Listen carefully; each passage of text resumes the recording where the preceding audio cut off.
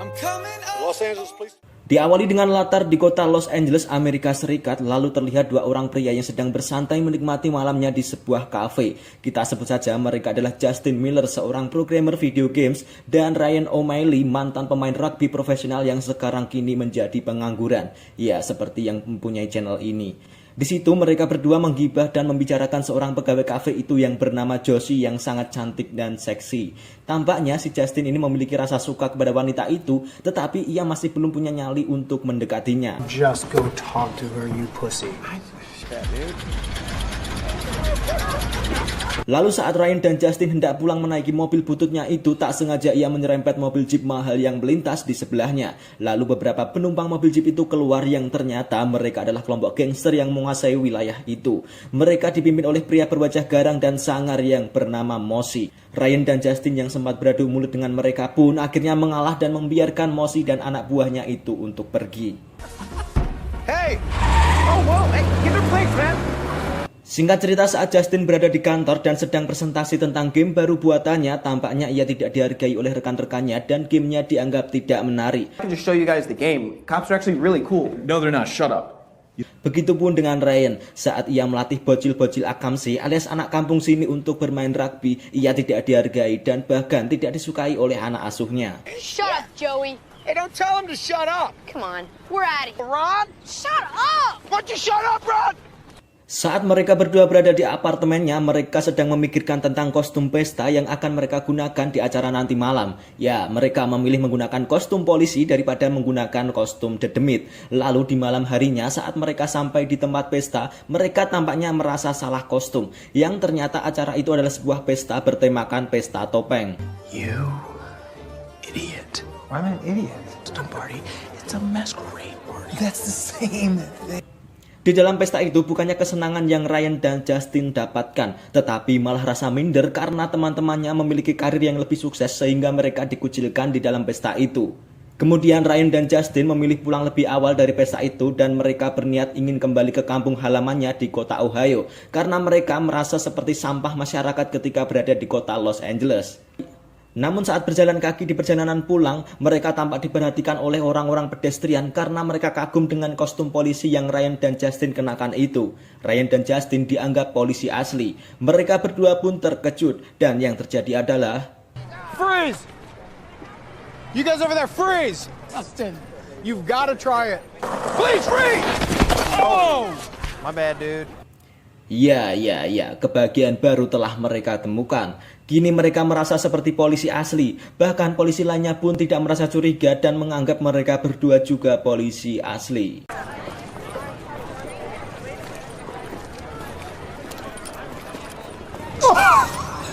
Even the cops think we're cops, Justin.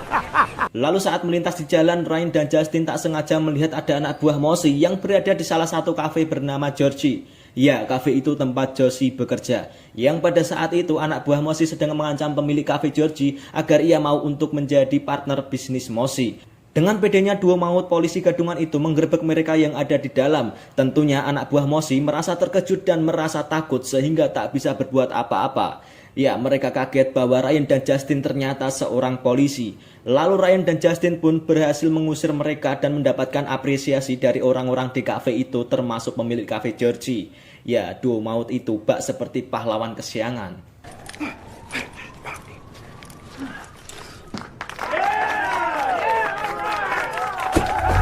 Atas kejadian di malam itu membuat mereka berdua merasa berhasil dan bangga. Kini Ryan semakin niat untuk mendalami peran-peran dari kepolisian, mulai dari menghafalkan kode isyarat penting hingga membeli atribut-atribut polisi. What is code 387?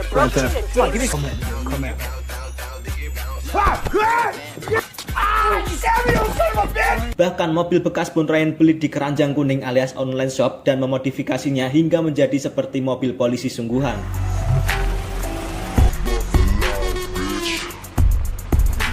Begitupun dengan Justin yang semakin muak dengan pekerjaannya di dalam kantor, akhirnya ikut beraksi dengan Ryan sebagai polisi-polisian.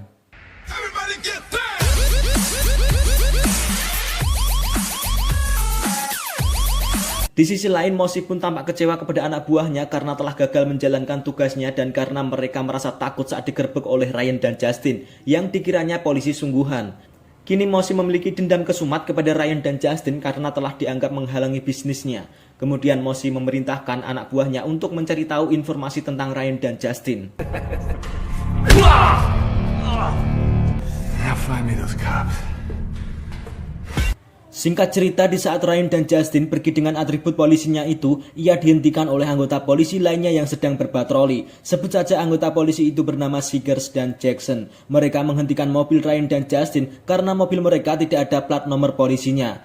Tetapi Seegers tiba-tiba kaget ketika melihat tanda pangkat yang berada di lengan Ryan. Ryan menggunakan pangkat sersan palsu yang membuat Seegers merasa segan. Lalu di saat mereka berempat mengobrol, tiba-tiba ada security alarm yang berbunyi dari sebuah toko di belakang mereka. 6 Adam 7, we got a code 30 at Ace Hardware, Washington and Crenshaw. Ya, secara tidak sengaja mereka berempat pun langsung melaksanakan tugas secara bersamaan kali ini. Ryan sebagai sersan palsu pun tidak tahu menahu harus bagaimana dan malah menyuruh Seegers untuk memimpin aksi tersebut. Dengan alasan karena ingin melihat anggota bawahannya beraksi di depannya.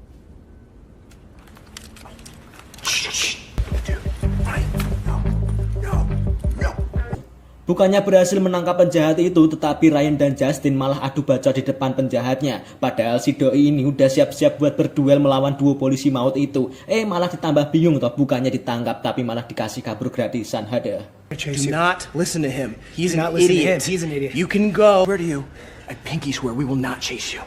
I pinky swear. Almost did it! Oh, okay. Let me just get... Keesokan harinya, sepertinya kali ini Justin sedikit sadar atas apa yang ia lakukan bersama Ryan selama ini. Justin mulai merasakan keresahan karena jika terus-menerus menjadi polisi palsu akan menjadi sebuah perbuatan yang melanggar hukum dan bisa terkena tindak pidana. Lalu saat Justin berada di apartemen bersama bestinya itu, ia mendapatkan telepon dari Josie untuk segera menuju ke Cafe Georgie secepatnya. Dan saat tiba di Cafe Georgie, ternyata di situ sudah ada Mosi dan anak buahnya yang telah menunggunya. Mosi mengancam akan membuat Ryan dan Justin babak belur seperti bubur jika terus ikut campur merusuh di wilayah bisnisnya termasuk di Cafe Georgie. I'm the law here. Cops get hit all the time. Kemudian pasca dari kejadian itu, Ryan dan Justin berniat untuk menyerahkan diri ke kantor polisi kalau selama ini mereka telah melakukan penipuan berupa menjadi polisi gadungan. Tetapi saat di resepsionis kantor polisi, mereka malah bertemu dengan Seegers. Dan Seegers menganggap bahwa penyerahan diri mereka itu adalah hal lelucon saja. Bahkan Seegers mengajak sersan palsunya itu alias Ryan untuk menangkap Mosi, yang selama ini ternyata Mosi telah menjadi buronan polisi sejak lama karena susahnya untuk mengungkap lokasi markas keberadaan Mosi. He's an animal. He loves to fight. He lives for it. Ya, di sini Ryan dan Justin bahkan diberikan fasilitas atau perangkat gratis dari kantor polisi untuk membantu dalam proses penangkapan Mosi dan para cecunguknya itu. Lalu disinilah mereka berdua mulai beraksi untuk melakukan pengintaian dan mengumpulkan bukti-bukti secara diam-diam. Ryan dan Justin memantau setiap aktivitas dari bangunan yang ada di sebelah markas Mosi, mulai dari memotret semua anggota gengnya Mosi hingga menyadap pembicaraannya. Alright, we got action, people. Tak lama kemudian tampak datang seorang pria berjas rapi yang sepertinya itu bos atau rekan bisnisnya Mosi. Ia bernama Brolin. Tell me one thing, they're not LAPD. Oh, we're dead. Maybe a special unit. What? Yeah, we're black ops, dude. Kemudian tak lama lagi datang sebuah truk kontainer besar yang tampaknya sedang mengantarkan sebuah paket untuk Mosi. Ya, paket itu berupa box besar entah apa isinya. Selepas dari markas Mosi, Ryan sepertinya mempunyai ide untuk membuntuti sopir truk kontainer itu, lalu mereka berdua menangkapnya. Ya, meskipun cara menangkapnya cukup konyol, tetapi mereka berdua berhasil membungkus sopir itu untuk dibawa ke apartemennya untuk diinterogasi. But what's in those crates? He doesn't even speak English, dude. Listen to me, you little dick snack. Akhirnya sopir truk itu mau berbicara setelah ia disekap dan disiksa. Sopir itu bernama Pupa. Pupa mengatakan bahwa ia sendiri pun membenci Mosi dan tidak ingin bertemu dengannya lagi. Bahkan Pupa juga tidak tahu tentang apakah isi box besar yang dikirimnya itu. Jika ingin mengetahuinya, Ryan dan Justin harus datang ke acara pesta di dalam markas Mosi pada saat malam hari nanti. So didn't they get it? Gay. Holy shit. As in the leather? What? Or brothers. Ew, no, this guy's gross. No offense. Akhirnya Ryan pun di sini mempunyai rencana agar bagaimana bisa untuk masuk ke dalam pesta itu di malam nanti. Ya, meskipun idenya sedikit buruk tetapi kali ini mungkin berhasil, yaitu dengan mendandani seorang Justin agar penampilannya mirip dengan Pupa. Dengan bantuan dari Josie, Justin pun kini berubah menjadi Pupa. Mulai dari pakaian, gaya rambut, hingga gaya bicaranya pun sudah mirip dengan Pupa. Chupe mis bolas y pito, mano. Puede ser con one extra tos. Oh God, no. Kemudian malam pesta pun tiba. Justin bersiap masuk ke pesta yang ada di dalam markas Mosi. Dengan perasaan deg-deg ser, tetapi ia tetap tampil meyakinkan pokoknya pede agar tidak dicurigai oleh anak buah Mosi. Ryan bertugas sebagai pemandu dari jarak jauh layaknya remote control. Saat berada di dalam, Justin pun bertemu dengan Mosi. Dan Mosi tidak curiga bahwa itu adalah Pupa yang palsu. Justin pun disitu dipaksa nyimeng oleh Mosi yang membuatnya ngefly gak karuan. Oh, Justin, right there. They have a basement. You gotta go down there. Akhirnya Justin pun bisa lolos dan menuju ke ruangan belakang dan bertemu dengan Ryan. Ketika di ruangan belakang itu mereka berdua melihat seperti ada sebuah pintu ajaib Doraemon, maksudnya pintu rahasia, dan ketika masuk mereka melewati sebuah lorong bawah tanah seperti di bunker bencana alam. Dan di dalam lorong itu tampak ada sebuah ruangan yang mencurigakan. Ketika dibuka ternyata ruangan itu adalah sebuah gudang penyimpanan senjata ilegal. Ya, ternyata isi box besar yang dikirimkan oleh Pupa melalui truk kontainer itu adalah berisikan senjata-senjata ilegal. Saat kembali dari ruangan itu, Justin kepergok basah oleh anak buah Mosi dan diseret masuk ke dalam arena tarung untuk berduel.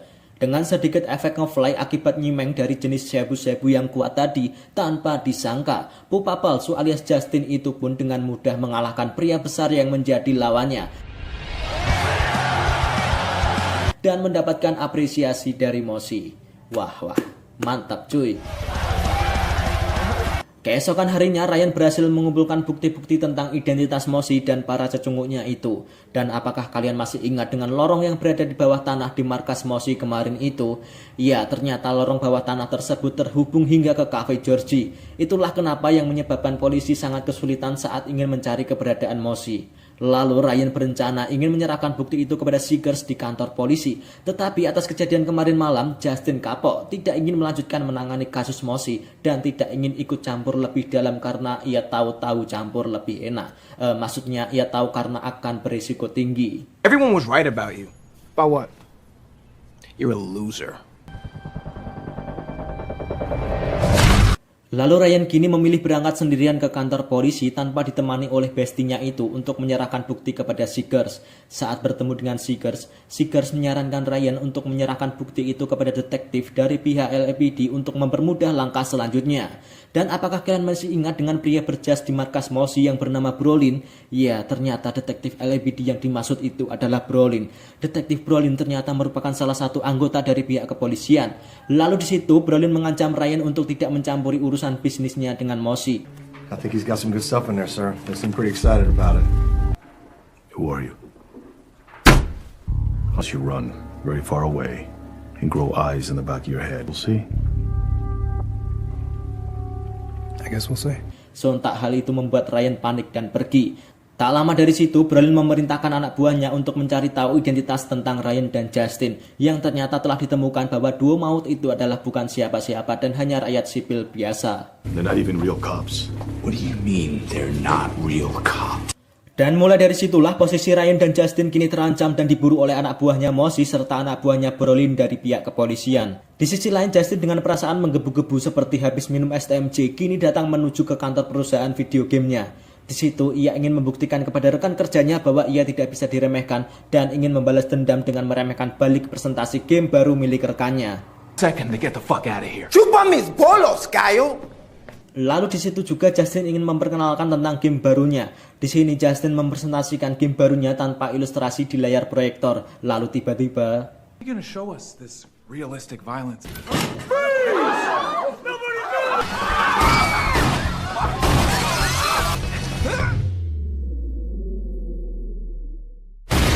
polisi datang untuk mencari dan menangkap Justin. Tetapi adegan itu malah dianggap ilustrasi secara nyata yang sangat menarik dan seru oleh rekan kerja Justin yang ingin diwujudkan untuk game baru perusahaan mereka.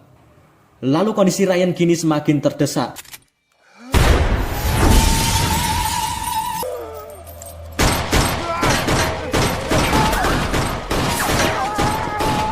lama kemudian ia terciduk oleh anak buah Mosi dan dibawa ke markasnya. Karena tidak punya pulsa, Mosi pun menghubungi Justin menggunakan ponsel milik Ryan. Mosi mengancam Justin agar Justin bisa menyelamatkan bestinya yang telah disandera itu. Karena panik, Justin pun juga meminta tolong kepada Seekers untuk datang ke lokasi markas Mosi dengan membawa anggotanya untuk menyelamatkannya nanti. He's got him in an underground tunnel beneath Tirana, Mossy's club. Singkat cerita, saat Ryan disekap, ia diancam oleh Mosi dan Brolin. Namun tiba-tiba Seekers datang seorang diri ke markas Mosi untuk memeriksa keadaan yang ada di dalam. Setelah mengetahui bahwa ada anggota polisi yang masuk ke markasnya, Mosi pun merasa geram kepada Brolin karena omongannya tak bisa dipercaya. Ya, namanya juga laki-laki. Lalu Ryan pun juga mempengaruhi Mosi bahwa Brolin sebenarnya mempunyai niat buruk kepada Mosi. Dan yang terjadi adalah... No, please.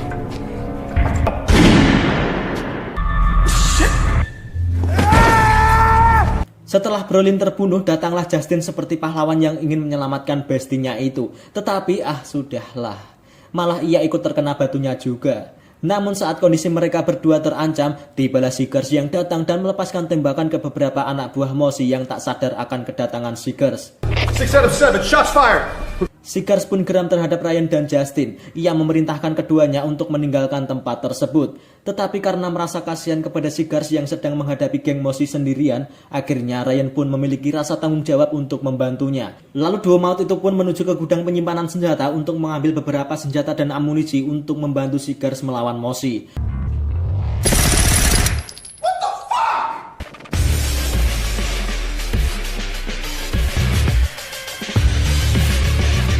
Mereka berdua lalu melepaskan tembakan ke arah musuh dengan akurasi 0% dan ngawur, sing penting nembak. Tetapi dengan begitu Seekers pun berhasil terlindungi.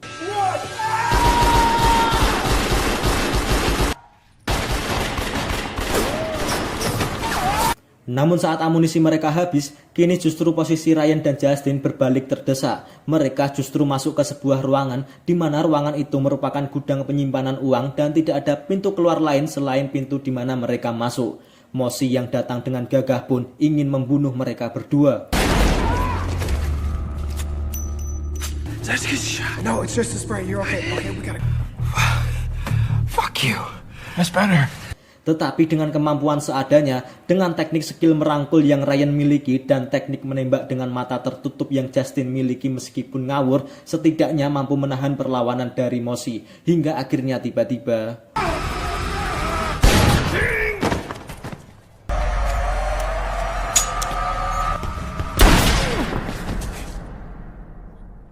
Ya, pahlawan sesungguhnya pun datang. Seekers bersama anggotanya datang untuk melumpuhkan Mosi. Karena merasa terbantu, Seekers pun mengakui Ryan dan Justin sebagai salah satu anggotanya.